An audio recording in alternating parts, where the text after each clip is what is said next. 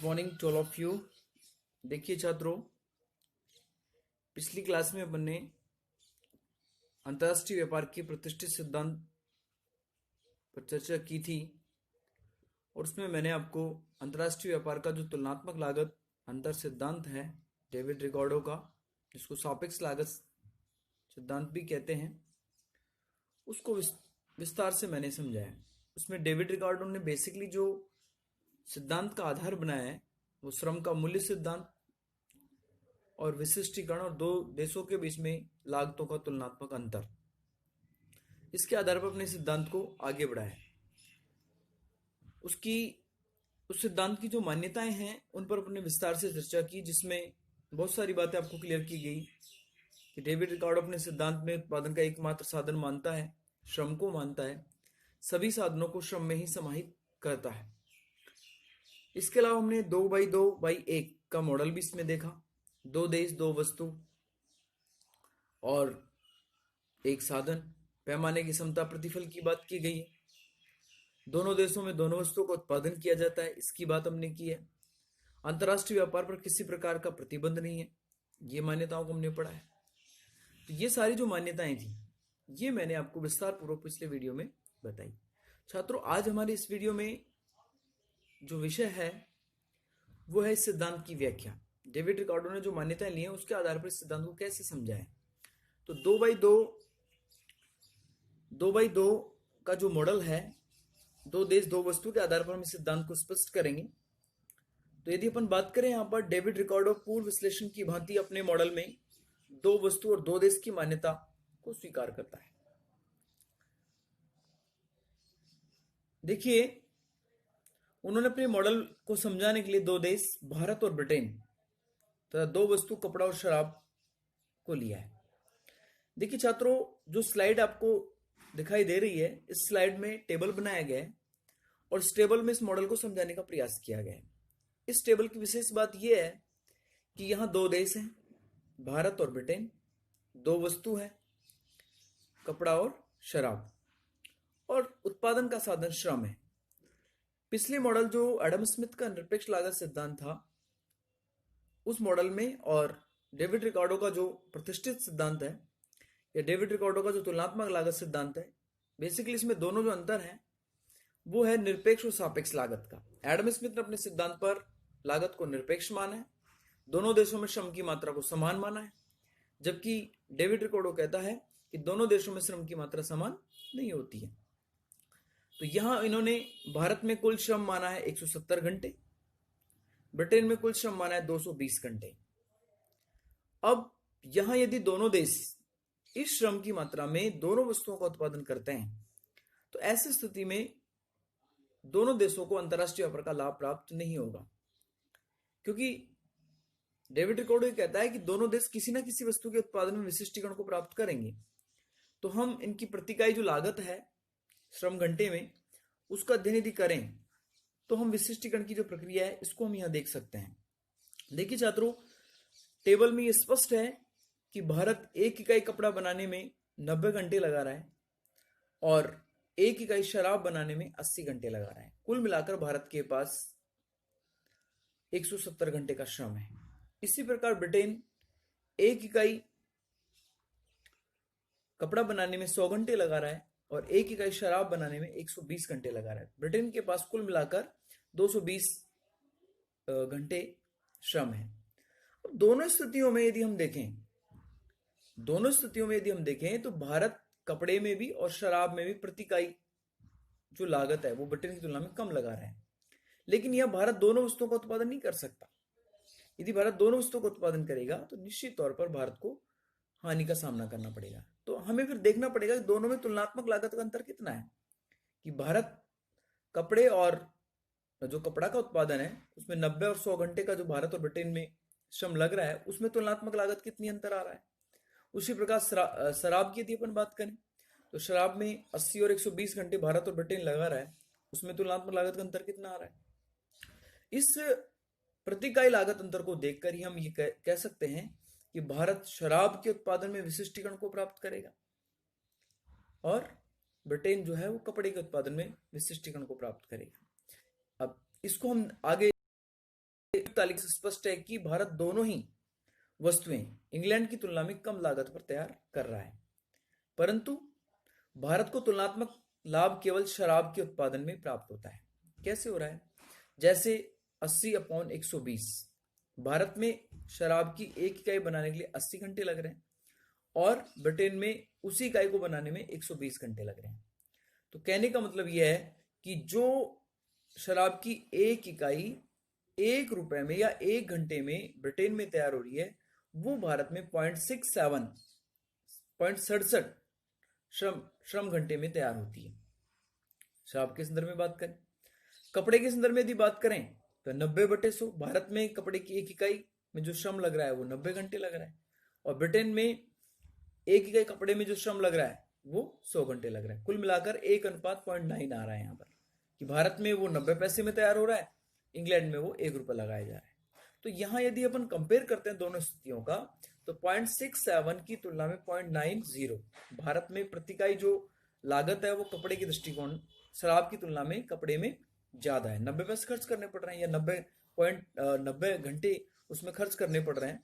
तो ऐसी स्थिति में भारत शराब के उत्पादन में विशिष्टीकरण को प्राप्त करेगा। रिकॉर्डों के सिद्धांत के अनुसार अंतरराष्ट्रीय व्यापार दोनों देशों के हित में है। क्यों है दोनों देशों के हित में? क्योंकि दोनों देशों में तुलनात्मक लागत का अंतर है। यहां भारत विशिष्टीकरण द्वारा उत्पादन में है। किसके उत्पादन? शराब के उत्पादन में भारत विशिष्टीकरण को प्राप्त कर रहा है, इसलिए भारत में संपूर्ण श्रम को शराब के उत्पादन में लगाना होगा। अपना जितना 170 घंटे का श्रम है उसको शराब में यदि अपन लगाएंगे तो तुलनात्मक रूप से अपन को लाभ प्राप्त होगा। जबकि ब्रिटेन का जो विशिष्टीकरण है वो कपड़े के उत्पादन में, इसलिए यहां संपूर्ण श्रम को कपड़ा उत्पादन में लगाना होगा। उसके बाद दोनों देश आयात और निर्यात की प्रक्रिया को अपनाकर विनिमय कर सकते हैं। दोनों देशों के तुलनात्मक लाभ का स्पष्टीकरण हम यहां अगली तालिका के द्वारा दे सकते हैं। यदि विशिष्टीकरण को प्रक्रिया अपन अपनाते हैं तो कितना लाभ हो रहा है या कितना नुकसान हो रहा है, या हमें लाभ नहीं हो रहा है, और यदि हम विशिष्टीकरण की प्रक्रिया को अपनाते हैं तो हमें कितना लाभ हो रहा है, इसे हम अगली स्लाइड के माध्यम से आपको समझा रहे हैं। अब देखिए छात्रों, यहाँ जो अगली स्लाइड आपके सामने आ रही है, इस स्लाइड में जो टेबल दिया गया है स्लाइड के ऊपरी भाग में, उसमें हमने टेबल के दो भाग किए हैं। एक तो विशिष्टीकरण से पूर्व की प्रक्रिया और एक विशिष्टीकरण के बाद की प्रक्रिया। मतलब यदि हम दो देश शराब और जो कपड़े की बात की गई है उसमें विशिष्टीकरण को नहीं अपनाते हैं, कहने का मतलब भारत अपने 170 घंटे का जो श्रम है उसमें कपड़ा भी उत्पादित करे और शराब भी उत्पादित करे, तो भारत एक इकाई कपड़ा और एक इकाई शराब बना पाएगा। ऐसे ही ब्रिटेन भी कपड़ा उत्पादन करे और शराब उत्पादन करे तो वो भी एक एक इकाई बना पाएगा। तो कुल मिलाकर अंतरराष्ट्रीय व्यापार में 2 इकाई कपड़े की 2 इकाई शराब की बन पाएंगे। और यदि हम अपने श्रम को विशिष्टीकरण की प्रक्रिया में लगाएं कि भारत शराब के उत्पादन में विशिष्टीकरण को प्राप्त कर रहा है, तो संपूर्ण श्रम जो है वो शराब में लगा दे, और जो ब्रिटेन है वो कपड़े के उत्पादन में विशिष्टीकरण को प्राप्त कर रहा है तो संपूर्ण श्रम किस में लगा दे? कपड़े में लगा दे। तो ऐसी स्थिति के बाद आप देखिए, भारत कपड़े का उत्पादन नहीं करेगा, भारत शराब का उत्पादन करेगा, ब्रिटेन कपड़े का उत्पादन करेगा, शराब का उत्पादन नहीं करेगा। तो कुल मिलाकर भारत 170 घंटे में एक इकाई को बनाने में वो 80 घंटे ले रहा है शराब की इकाई को बनाने में। तो 170 घंटे में कितनी इकाई बनाएगा? तो 170 घंटे में भारत के द्वारा शराब की 2.125 इकाई बनाई जाएंगी। एक इकाई को बनाने में कितना श्रम लग रहा है उसका? 180 घंटे लग रहा है। तो 180 घंटे लग रहे हैं और 170 घंटे का हमारे पास कुल श्रम है। तो उस 170 घंटे में एक इकाई 80 घंटे में बनाई जा रही है, तो कुल कितना बनेगा? तो वो बनेगा 2.125। आप 180 को 2 बार गुना करेंगे 160 हो जाएगा, 10 घंटे और बचेंगे। 10 घंटे में हम 0.125 इकाई और बना लेंगे। तो कुल मिलाकर भारत के द्वारा शराब की 170 घंटे में 2.125 इकाई बनाई जाएंगी। इसी प्रकार ब्रिटेन के पास 220 घंटे हैं और वो एक इकाई कपड़ा बनाने में 100 घंटे लगा रहा है। तो कुल मिलाकर ब्रिटेन 220 घंटे में 2.2 इकाई कपड़े बनाएगा, 2.2 इकाई कपड़े बनाएगा। तो अंतरराष्ट्रीय व्यापार में देखिए विशिष्टीकरण की प्रक्रिया को हमने अपनाया और इसकी वजह से जो कपड़ा पहले 2 इकाई बन रहा था गैर विशिष्टीकरण की स्थिति में, अब वो बढ़कर 2.2 हो गया है। पहले शराब 2 इकाई बन रही थी, अब वो बढ़कर 2.125 हो गई। तो अंतरराष्ट्रीय व्यापार में कुल मिलाकर 4.325 इकाई का हम निर्माण कर रहे हैं। तो पहले की तुलना में हम ज्यादा इकाई का निर्माण कर रहे हैं। ये अंतरराष्ट्रीय व्यापार के लाभ को प्रदर्शित कर रहा है। तालिका से स्पष्ट होता है कि विशिष्टीकरण से पूर्व दोनों देश संपूर्ण श्रम से 4 इकाई उत्पादन करते हैं। यदि दोनों देश विशिष्टीकरण की प्रक्रिया को अपनाते हैं तो 4.325 इकाइयों का उत्पादन कर सकते हैं। इसलिए स्पष्ट है कि तुलनात्मक लागत का अंतर दोनों देशों को क्या दिलवा रहा है? लाभ दिलवा रहा है। देखिए छात्रों, डेविड रिकार्डो इस बात को विशेष तौर पर अपने सिद्धांत में लागू कर रहा है कि जो विशिष्टीकरण की प्रक्रिया है इसके कारण तुलनात्मक लागत का अंतर उत्पन्न हो रहा है और इससे अंतरराष्ट्रीय व्यापार में 0.325 इकाई का हमें लाभ हुआ है। इस लाभ को हम अंतरराष्ट्रीय व्यापार के द्वारा आपस में दोनों देश बांट सकते हैं। तुलनात्मक लागत अंतर की स्थिति में दोनों देशों के मध्य व्यापार से लाभ होगा तथा भारत और ब्रिटेन में घरेलू विनिमय दर निम्न प्रकार होगी। देखिए छात्रों, यहां घरेलू विनिमय दर का मतलब होता है कि हम अपनी एक इकाई के द्वारा दूसरे देश की कितनी इकाई को क्रय कर रहे हैं। हम अपनी एक इकाई के द्वारा दूसरे देश की कितनी इकाई को क्रय कर रहे हैं, ये घरेलू विनिमय दर होती है। तो इसमें जो ब्लॉक बनाया गया है स्लाइड पर, इसमें कहा गया है कि भारत में एक इकाई शराब के बदले 0.88 इकाई कपड़ा मिलेगा। भारत में एक इकाई शराब के बदले 0.88 इकाई क्या मिलेगा? कपड़ा मिलेगा। और ब्रिटेन में एक इकाई शराब के बदले 1.2 इकाई कपड़ा मिलेगा। क्योंकि यहाँ 0.88 जो है ये हम निकाल सकते हैं। भारत में जो लागत अनुपात है वो शराब बनाने में 80:90 है। मतलब 80 इकाई शराब और 90 इकाई कपड़ा बनाने में हम लगा रहे हैं श्रम घंटे। तो यहाँ एक इकाई शराब यदि हम 80 घंटे में बना रहे हैं तो उसके बदले में कपड़े का कितना त्याग हो रहा है? 0.88 इकाई। ऐसी स्थिति में मतलब एक इकाई शराब यदि आप बनाएंगे तो कपड़ा उस स्थिति में कितना बनेगा? भारत में 0.88 इकाई बनेगा। और यदि ब्रिटेन में एक इकाई शराब बनाई जाती तो कपड़ा कितना बनेगा? 0.120, 1.2 इकाई कपड़ा बनेगा। तो भारत कपड़े शराब की तुलना में ज्यादा उत्पादन कर रहा है और जो ब्रिटेन है वो कपड़े का ज्यादा उत्पादन कर रहा है। कहने का मतलब एक इकाई शराब के लिए भारत को लाभ कितना हो रहा है? 0.12 इकाई का, 12 इकाई का लाभ हो रहा है। 0.12 इकाई का लाभ हो रहा है। और ब्रिटेन को कितना हो रहा है? ब्रिटेन को 0.20 इकाई का लाभ हो रहा है। तो यहां यदि दोनों देशों के मध्य विनिमय अनुपात 1 इकाई कपड़ा बराबर 1 इकाई शराब होता है तो भारत को 1 इकाई शराब का निर्यात करने के बदले 0.12 इकाई कपड़े का लाभ होगा। इसी प्रकार ब्रिटेन में 1 इकाई कपड़े का निर्यात के बदले 0.17 इकाई शराब का लाभ होगा। इस प्रकार दोनों देशों को तुलनात्मक लाभ होंगे। देखिए छात्रों, यहां दोनों देशों को तुलनात्मक लाभ हो रहे हैं और वास्तविक विनिमय अनुपात दोनों देशों के न्यूनतम व उच्चतम घरेलू विनिमय अनुपात की सीमाओं के बीच ही होगा। अब इसकी न्यूनतम 0.88 है, उसकी अधिकतम 1.20 है। तो इसके बीच में वो अंतरराष्ट्रीय व्यापार का संतुलन होगा जिसको हम प्राप्त करेंगे।